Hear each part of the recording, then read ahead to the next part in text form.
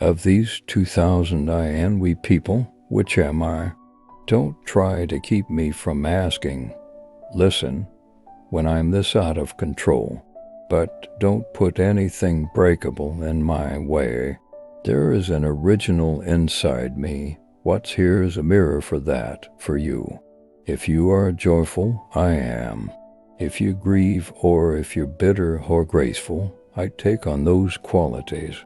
Like the shadow of a cypress tree in the meadow, like the shadow of a rose, I live close to the rose. If I separated myself from you, I would turn entirely thorn. Every second I drink another cup of my own blood wine.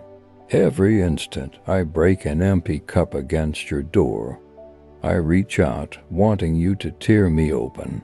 Saladin's generosity lights a candle in my chest. Who am I then?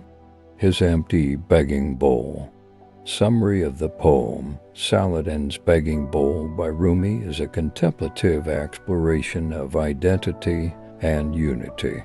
The speaker questions the nature of the self I and we and reflects on how emotions and qualities mirror those of others. Using vivid metaphors like shadows of trees and roses, Rumi highlights the interconnectedness of beings. The poem also depicts the self's dependence on others for meaning and purpose, expressing longing, vulnerability, and surrender.